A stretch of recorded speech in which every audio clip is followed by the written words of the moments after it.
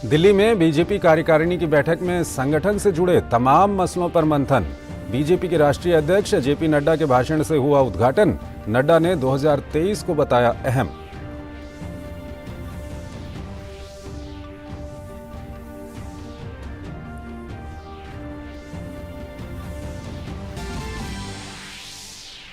राष्ट्रीय कार्यकारिणी की बैठक से पहले दिल्ली में प्रधानमंत्री नरेंद्र मोदी का रोड शो। पटेल चौक से एनडीएमसी कन्वेंशन सेंटर तक निकला रोड शो। संसद मार्ग के दोनों ओर उमड़ा लोगों का हुजूम।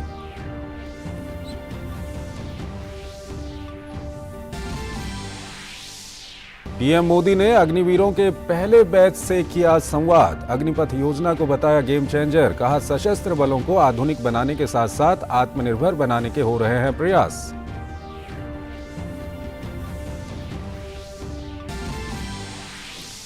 प्रवासी मतदाताओं के लिए वोट देना आसान बनाने की दिशा में चुनाव आयोग का एक और कदम। Remote electronic voting machine prototype का राजनीतिक दलों के सामने किया प्रदर्शन।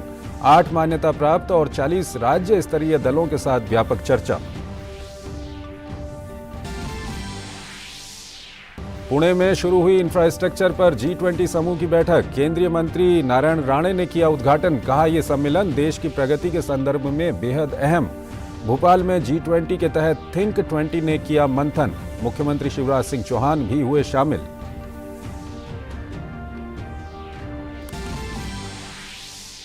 और महंगाई के मोर्चे पर आम आदमी को राहत। खुदरा के बाद अब थोक महंगाई दर में भी गिरावट। थोक मूल्य सूचकांक पर आधारित महंगाई दर दिसंबर महीने में घटकर 4.95% पर आई।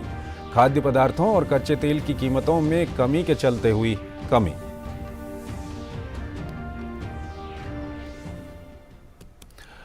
नमस्कार, डीडी न्यूज में आपका स्वागत है। मैं हूं चंद्रशेखर जोशी और आइए अब खबरें देखते हैं विस्तार से। मथुरा में दिव्यांगजनों ने प्रधानमंत्री नरेंद्र मोदी के शिक्षा पर परिचर्चा सुनने के बाद दिव्यांगजनों में शिक्षा के प्रति हौसला अफजाई और उत्साहवर्धन मिला है। उनका कहना है कि देश के प्रधानमंत्री जी के नेतृत्व में केंद्र सरकार ने कई पहल की हैं, जिन्होंने दिव्यांग व्यक्तियों के लिए अवसर पैदा किए हैं। मैंने प्रधानमंत्री जी की टीवी में परिचर्चा सुनी थी और प्रधानमंत्री ने हम दिव्यांगों के लिए कहा, आप अपने आप को दिव्यांग नहीं समझें, आप देश के भावी युवा हैं, आप भारत देश को सशक्त बनाएंगे। प्रधानमंत्री हम लोगों में ऊर्जा देकर हौसला एवं अफजाई के लिए एंड थैंक यू। माननीय प्रधानमंत्री जी ने एक दिव्यांग शब्द दिया है, दिव्यांगों को बहुत ही अच्छा दिया है और उत्साह बढ़ाने के लिए दिया है। और माननीय प्रधानमंत्री जी की ये आकांक्षा है, जो भी दिव्यांग हैं वो अपने आगे भविष्य में उनको रोजगार मिले और स्वावलंबी बने। बाराबंकी केंद्रीय विद्यालय के जिन बच्चों ने पिछली बार परीक्षा पे चर्चा संवाद कार्यक्रम में भाग लिया था, उन्होंने उससे जुड़े अपने अनुभव साझा किए। इन छात्रों ने बताया कि पीएम मोदी ने उन्हें एग्जाम, तनाव और मार्क्स को लेकर जो गुरुमंत्र दिए थे, उससे काफ़ी मदद मिली है। बच्चों का कहना है कि उन्हें इस बार भी पीएम मोदी से संवाद का इंतजार है और वो और भी कई मुद्दों पर उनके विचार जानना चाहते हैं।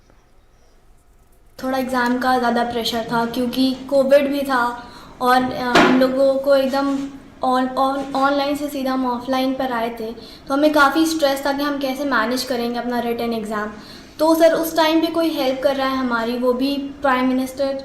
तो सर काफ़ी सपोर्ट मिलता है, काफ़ी मोटिवेशन मिलता है कि हाँ हम कर सकते हैं ये चीज़ें। तो हमें वो हैंडल को करने में बहुत ज़्यादा हेल्प हुई थी। जब वो हमसे बात करते हैं, हमारे डाउट सॉल्व करते हैं, हमको जो भी प्रॉब्लम्स हैं हम उनके साथ शेयर करते हैं, तो हमको उसका सोल्यूशन मिलता है, तो हमारा थोड़ा स्ट्रेस भी कम होता है और अपने पढ़ाई पे हम ज़्यादा अच्छे से फोकस कर पाते हैं, तो बहुत अच्छा लगता है। जब भी कोई प्रॉब्लम आती तो दादा बाबा मेरे जो भी बुज़ुर्ग जो होते हैं घर के, वो काफ़ी हेल्प करते हैं हर चीज़ में जब कोई प्रॉब्लम आती। वैसे ही हमारे मिस्टर प्राइम मिनिस्टर, वो परीक्षा जब आई है, बच्चों पे थोड़ा सा टेंशन है, स्ट्रेस है, तो बात करके काफ़ी स्ट्रेस कम करते हैं। माननीय प्रधानमंत्री जी एक प्लेटफॉर्म क्रिएट किए जहाँ पे वो बच्चों से कनेक्ट करते हैं, उनके सवाल समझते हैं, उसका जवाब देते हैं। इवन वो पेरेंट्स से भी बात करते हैं, उनको भी समझाते हैं कि बच्चों पे ज़्यादा प्रेशर न डालें। टीचर्स को भी समझाते हैं। तो बहुत अच्छा प्लेटफॉर्म प्रधानमंत्री जी ने क्रिएट किया है और बहुत अच्छा लगता है जब ये परीक्षा पे चर्चा होती है। भारत नेपाल सीमा पर बसे यूपी के श्रावस्ती जिले के केंद्रीय विद्यालय में पढ़ने वाली सोनाक्षी गुप्ता नाम की कक्षा 9 की छात्रा का चयन पिछले वर्ष प्रधानमंत्री नरेंद्र मोदी के परीक्षा की चर्चा में हुआ था। सोनाक्षी गुप्ता ने यहां से प्रधानमंत्री की परीक्षा की चर्चा में शिरकत की और दिल्ली आने के बाद प्रधानमंत्री की बातों से इस कदर प्रभावित हुई कि उसने अपना पूरा मन सिर्फ पढ़ाई पर लगाया और अच्छे नंबर पाकर जिले का नाम रोशन किया। मैं परीक्षा पे चर्चा 2020 में गई थी। ये मेरे लिए बहुत ही गोल्डन चांस था कि मुझे अपने देश के प्रधानमंत्री से मिलने का मौका मिला। मुझे वह बहुत कुछ सीखने को मिला, जानने को मिला और मुझे बहुत ही ज़्यादा अच्छा लगा। उन्होंने मुझे समझाया कि हमें मार्क्स के पीछे नहीं भागना चाहिए, हमें नॉलेज के पीछे भागना चाहिए, हमें अपने फुल एफर्ट्स लगाने चाहिए पढ़ाई में, ना कि मार्क्स के पीछे भागना चाहिए। टेंशन फ्री रहना चाहिए, एक्सरसाइज भी करनी चाहिए जिससे हमारा माइंड टेंशन फ्री रहे। टेंशन फ्री रहे कि हमारे माइंड में नई नई चीज़ें जाती हैं और नॉलेज गेन होती है। हमारे यहाँ से 2020 में हमारे विद्यालय की एक बच्ची ने प्रधानमंत्री की चर्चा कार्यक्रम में भाग लिया दिल्ली में, सोनाक्षी ने, और उसके आने के बाद उसके प्रधानमंत्री जी के कार्यक्रम और उन चर्चा से वो इतनी प्रभावित हुई कि उसकी प्रेरणा से 10वीं में उसका बोर्ड का रिजल्ट बहुत अच्छा रहा। 91% से अधिक उसके अंक आए 10वीं की परीक्षा में। अभी वो बच्ची लखनऊ में पढ़ रही है केंद्रीय विद्यालय में। तो बहुत सकारात्मक असर रहा बच्ची के परफॉर्मेंस पे और बहुत प्रेरित हुए बच्चे उस कार्यक्रम से। ये हमारी संस्था के लिए और खास करके हमारे जिले के लिए, क्योंकि एस्पिरेशनल डिस्ट्रिक्ट में आता है हमारा जिला, तो हमारे बच्चों के लिए ये बहुत प्रेरणादायी था। उस बच्ची का जाना और लौट करके जो अनुभव उसने हमारे बच्चों के साथ अपने साझा किए, तो पूरी संस्था के लिए एक बहुत ऐसा सकारात्मक प्रभाव पड़ा इस कार्यक्रम का कि बच्चे बहुत उत्साहित हुए उसके बाद। और प्रधानमंत्री जी के इस कार्यक्रम में बच्चे बहुत उत्साह से भाग लेते हैं हमेशा, और उसका बहुत विद्यालय में हर बच्चे पर उसका प्रभाव होता है। मेरी बेटी को बहुत ही जो है प्रेरणादायक वहाँ से स्रोत मिले सारे तरीके से, और हम लोग बहुत खुश हैं इस संबंध में। और उसके बाद से आई है, जब से बेटी मेरी काफ़ी पढ़ती है, उनके विचारों को फॉलो करती है। हमारे हिसाब से सर जी तो पूरी जो है बातों का फॉलो करना चाहिए उनके। वो जितनी भी बातें बताते हैं बच्चों को, वो उनके जीवन में आगे बहुत उपयोगी साबित होने वाली हैं। उनके हिसाब से अगर चलेंगे तो बच्चे कभी जो है पीछे नहीं आएंगे। बस बच्चे पढ़ें, अपने हिसाब से आगे बढ़ें और उनके विचारों को फॉलो करें। प्रधानमंत्री नरेंद्र मोदी की परीक्षा पर चर्चा कार्यक्रम ने देश के होनहारों के लिए नए आयाम स्थापित किए हैं।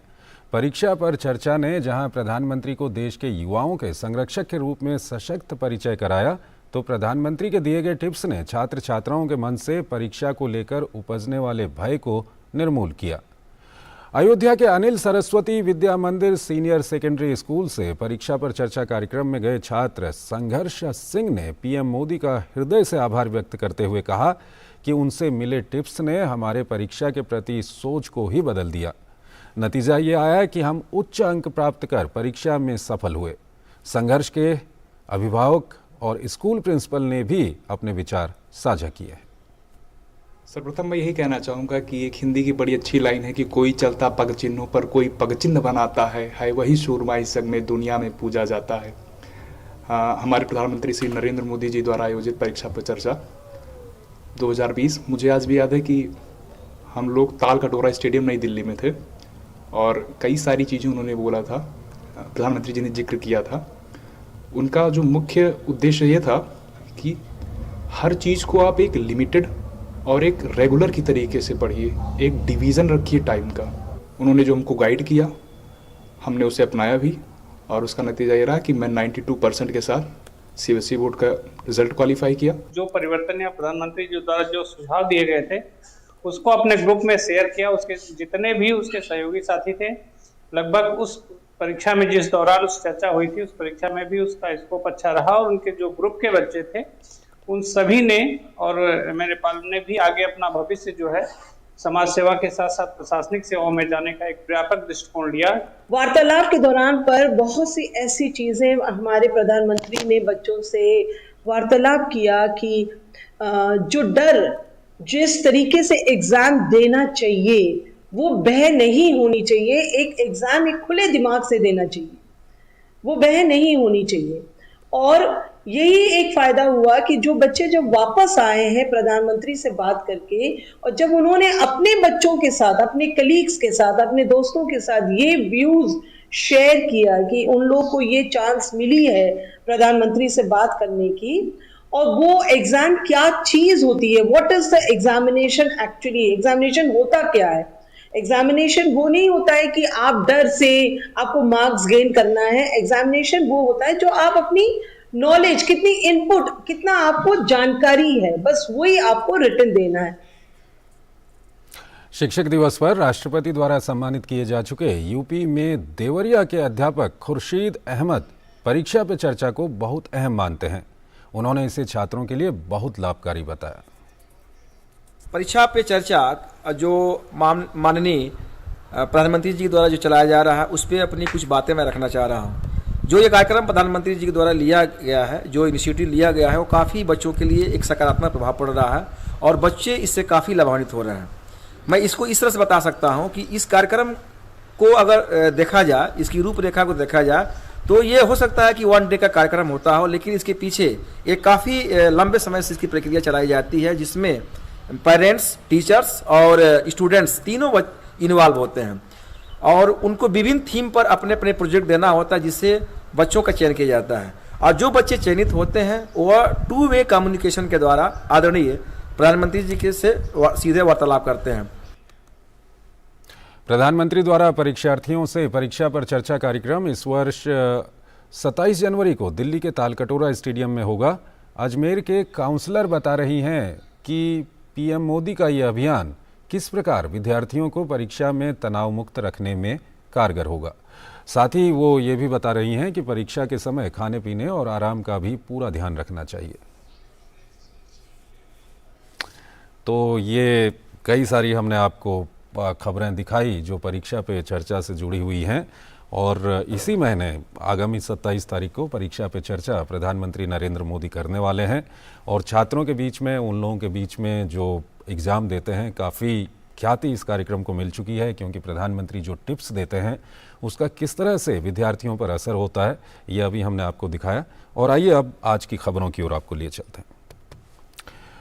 आज से दिल्ली में भारतीय जनता पार्टी की 2 दिवसीय राष्ट्रीय कार्यकारिणी की बैठक शुरू हो चुकी है। भाजपा की ये बैठक काफ़ी अहम है क्योंकि इस साल देश के 9 राज्यों में विधानसभा चुनाव होने हैं। अगले साल की शुरुआत में लोकसभा चुनाव भी होना है।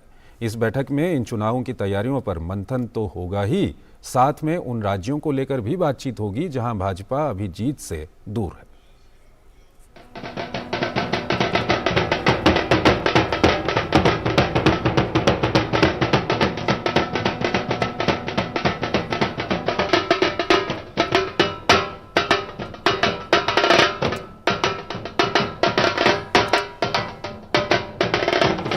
दिल्ली में बीजेपी की 2 दिनों की राष्ट्रीय कार्यकारिणी की बैठक के पहले दिन तमाम सांगठनिक मुद्दों पर मंथन हुआ और बैठक की शुरुआत हुई। बैठक की शुरुआत हुई बीजेपी के राष्ट्रीय अध्यक्ष जेपी नड्डा के उद्घाटन भाषण के साथ। बीजेपी अध्यक्ष ने अपने संबोधन में कहा कि कार्यकारिणी के साथ ही सबको 2023 में चुनाव वाले 9 राज्यों में जुटना होगा, क्योंकि पार्टी को ये सभी चुनाव जीतने हैं।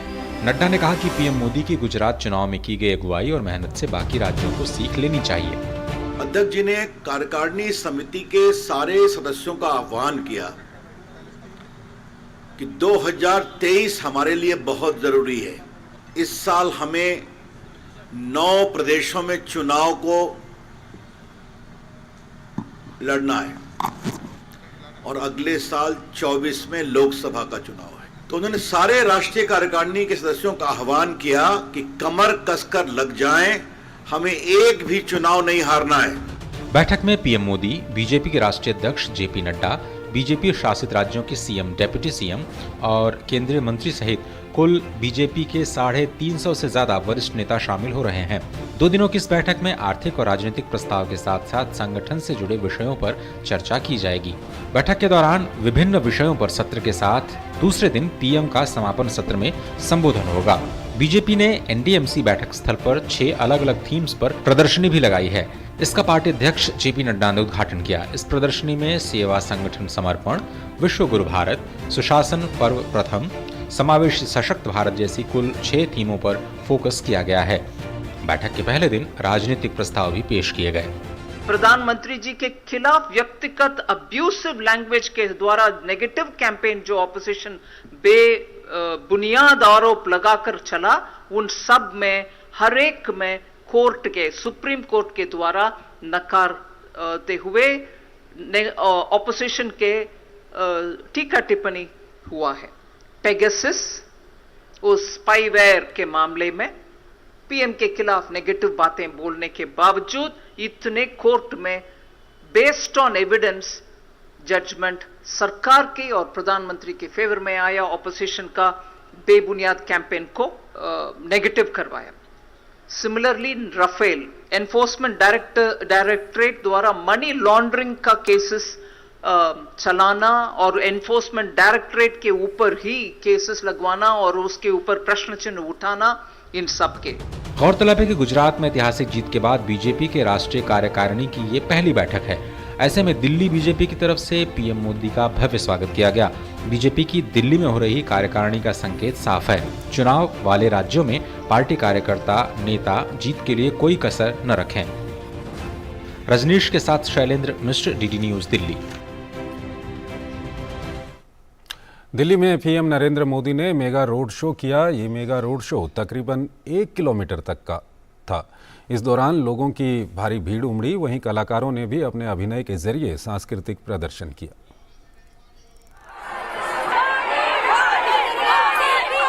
प्रधानमंत्री का दिल्ली में रोड शो, संसद मार्ग पर उमड़ा जन सैलाब। दिल्ली का पटेल चौक, संसद मार्ग, जय सिंह मार्ग, सभी जगह भगवा ही भगवा। लोगों के हाथों में तिरंगा और भाजपा के झंडे। उत्सव जैसा माहौल, हर तरफ मोदी मोदी की गूंज।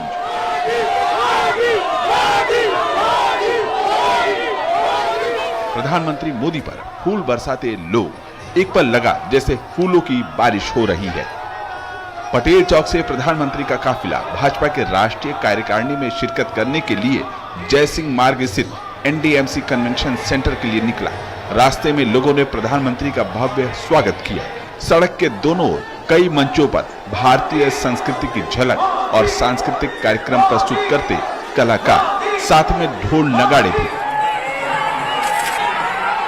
तकरीबन 1 किलोमीटर लंबे इस रोड शो में पूरा माहौल जश्न में डूबा हुआ।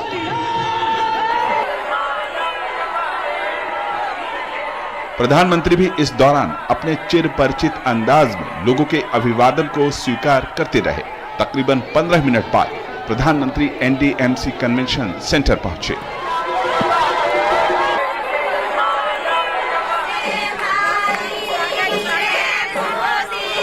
भाजपा के राष्ट्रीय अध्यक्ष जेपी नड्डा ने प्रधानमंत्री की अगवानी की। कार्यकारिणी के सभागार स्थल पर प्रधानमंत्री ने श्यामा प्रसाद मुखर्जी और दीनदयाल उपाध्याय पर पुष्पांजलि अर्पित की। राष्ट्रीय गीत और उसके बाद प्रधानमंत्री का स्वागत किया गया। भाजपा की 2 दिवसीय राष्ट्रीय कार्यकारिणी की ये बैठक आगामी चुनावों को देखते हुए रणनीति बनाने और जनता की आकांक्षाओं को पूरा करने, उनकी आर्थिक, सामाजिक और सांस्कृतिक विकास की धारा को बरकरार रखने के लिहाज से काफी अहम मानी जा रही है।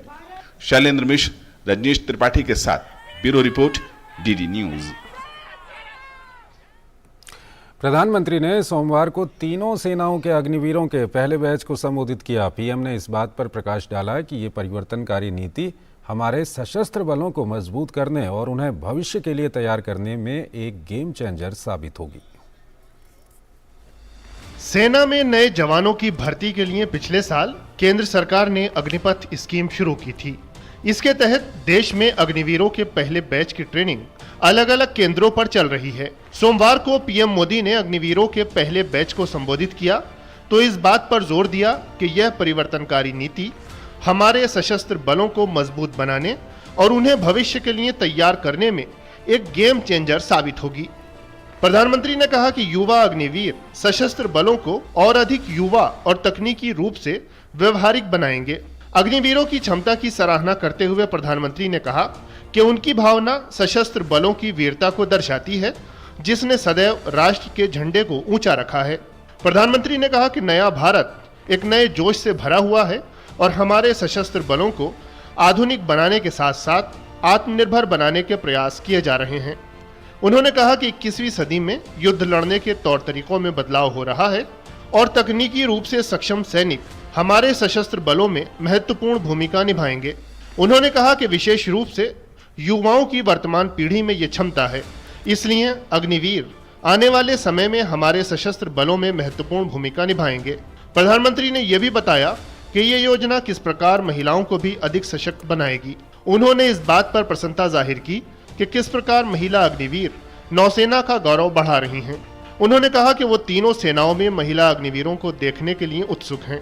प्रधानमंत्री ने सियाचिन में तैनात की गई महिला सैनिकों और आधुनिक लड़ाकू विमानों को चलाने वाली महिला पायलटों का उदाहरण देते हुए उल्लेख किया कि किस प्रकार महिलाएं विभिन्न मोर्चों पर सशस्त्र बलों का नेतृत्व कर रही हैं। प्रधानमंत्री ने कहा कि विभिन्न क्षेत्रों में तैनाती से उन्हें विविध अनुभव प्राप्त करने का अवसर मिलेगा।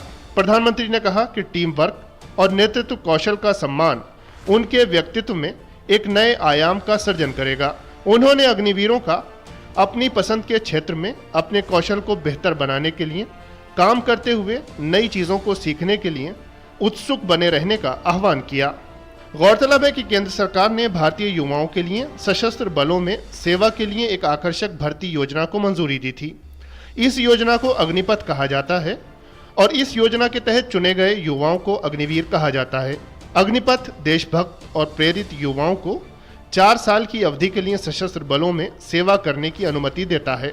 इसके बाद 25% अग्निवीरों को नियमित रूप से सशस्त्र बलों में शामिल किया जाएगा। प्रशिक्षण के दौरान अपस्किलिंग के जरिए अग्निवीरों का सशक्तिकरण किया जाएगा। अग्निवीर को उनकी विशेष कौशल के लिए क्रेडिट पॉइंट सिस्टम और सर्टिफिकेट के जरिए मान्यता दी जाएगी ताकि वो अपना आकर्षक करियर बना सकें। अग्निवीरों को तीनों सेनाओं में लागू जोखिम और कठिनाई भत्ते के साथ एक आकर्षक अनुकूलित मासिक पैकेज दिया जाएगा। 4 साल की कार्य अवधि के पूरा होने पर अग्निवीरों को एक मुश्त सेवानिधि पैकेज का भुगतान किया जाएगा। Bureau report, DD news. केंद्रीय गृह एवं सहकारिता मंत्री अमित शाह के मार्गदर्शन में गृह मंत्रालय 17 से 23 जनवरी तक भारत की स्वतंत्रता के 75 वर्ष पूरे होने और नेताजी सुभाष चंद्र बोस की 126वीं जयंती मनाने के लिए आज़ादी के अमृत महोत्सव के तहत आइकॉनिक इवेंट सप्ताह मनाएगा। 23 जनवरी को पोर्ट ब्लेयर में एक भव्य कार्यक्रम में इसका समापन होगा, जिसमें केंद्रीय गृह एवं सहकारिता मंत्री अमित शाह मुख्य अतिथि होंगे। प्रधानमंत्री नरेंद्र मोदी ने 75वें स्वतंत्रता दिवस के अवसर पर अपने भाषण में सभी देशवासियों से अपनी विरासत पर गर्व करने का आह्वान किया था। भारत का एक समृद्ध और गौरवशाली इतिहास है जो इसके वीरों की अदम्य वीरता, शौर्य, बलिदान, तपस्या, युद्ध और विजय की गाथाओं से भरा हुआ है। G20 के विशेष थिंक 20 कार्यक्रम में देश विदेश से आए डेलीगेट्स को भोपाल के Kushabhau Thackeray international convention centre में रिस्पॉन्सिबल टूरिज्म मिशन में लगाई गई कला और शिल्प प्रदर्शनी खूब भा रही हैं। विदेश और अन्य देशों से आए डेलीगेट्स ने कलाकारों के स्टॉल में कला को सराहा, तो वहीं पुणे में G20 के आधारभूत संरचना समूह की पहली बैठक का उद्घाटन किया गया। G20 के आधारभूत संरचना समूह की पहली बैठक का पुणे में उद्घाटन किया गया। सूक्ष्म, लघु और मध्यम उपक्रम मंत्री नारायण राणे भी इस अवसर पर उपस्थित थे। उन्होंने G20 प्रतिनिधियों का स्वागत किया और बैठक के पहले सत्र की शुरुआत की। उन्होंने कहा कि प्रधानमंत्री नरेंद्र मोदी के नेतृत्व में सरकार भारत को विश्व की 5वीं सबसे बड़ी अर्थव्यवस्था बनाने का प्रयास कर रही है और पुणे में हो रहा यह सम्मेलन देश की प्रगति के संदर्भ में बहुत महत्वपूर्ण है। हमारा मानना है कि सहयोग करने, ज्ञान सभी को सार्वजनिक हित से संबंधित उपलब्धियां प्राप्त करने में आने वाली बाधाओं को दूर करने में सहायता करेगी। यह विचार अवसंरचना विकास के साथ उपयुक्त रूप से जुड़ा हुआ है, क्योंकि यह कई सकारात्मक बाह्यताओं के साथ दीर्घकालिक टिकाऊ आर्थिक विकास के लिए एक मजबूत उत्तेजक है। केंद्रीय मंत्री नारायण राणे ने कहा कि परिषद इस बारे में मार्गदर्शन करेगी कि शहरों को कैसा दिखना चाहिए और केंद्र सरकार और राज्य सरकारों द्वारा वित्त पोषित किया जाएगा। देश की प्रगति के लिए भारत की आर्थिक स्थिति में सुधार होना चाहिए। G20 सम्मेलन में भी इस पर चर्चा होगी। इससे देश के हर नागरिक को लाभ होगा। आशा है कि इस अध्यक्षता में हम पिछले अध्यक्षता द्वारा पहले किए गए कार्यों को आगे बढ़ाने और सार्थक रूप से निर्माण करने में सक्षम होगी। विशेष रूप से वर्तमान में जैसे शहरीकरण 21वीं सदी के सबसे प्रमुख रुझानों में से एक के रूप में उभरा है। वहीं भोपाल के कुशाभाऊ ठाकरे अंतर्राष्ट्रीय कन्वेंशन सेंटर में G20 का वैचारिक कार्यक्रम शुरू हुआ, जिसमें अनेक राष्ट्र के प्रतिनिधियों ने भागीदारी की। मुख्यमंत्री शिवराज सिंह चौहान ने कहा है कि अच्छे भविष्य के लिए पर्यावरण संरक्षण आवश्यक है। इस नाते प्रधानमंत्री नरेंद्र मोदी ने G20 में विचार का विषय वन अर्थ, वन फैमिली और वन फ्यूचर रखा है। प्रकृति के साथ प्रगति हमारा मंत्र होना चाहिए। फ्यूचर अगर धरती का भी ठीक रहना है तो पर्यावरण जरूरी है, और पर्यावरण के लिए पेड़ जरूरी है। आज सब पेड़ लगाने यहाँ पधारे, ये ग्लोबल गार्डन बन गया, नाउ ग्लोबल गार्डन। मैं आपको धन्यवाद देता हूँ, और ये पहल पर्यावरण को धरती पर बचाएगी। मुख्यमंत्री ने प्रारंभ में वैचारिक कार्यक्रम में आए अतिथियों का मध्य प्रदेश की जनता की ओर से स्वागत करते हुए सांची बौद्ध स्तूप, भीम बैठका के प्राचीनतम शैल चित्र और भोपाल का ट्राइबल म्यूजियम देखने का आग्रह किया। कार्यक्रम में विदेशी प्रतिनिधियों के अलावा नीति आयोग के अधिकारी भी शामिल हुए।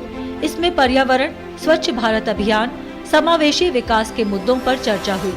पुणे से श्यामा और मेघना के साथ भोपाल से अजीत द्विवेदी की रिपोर्ट, डीडी न्यूज। तो इस बुलेटिन में फिलहाल इतना ही। आप बने रहिए डीडी न्यूज के साथ। नमस्कार।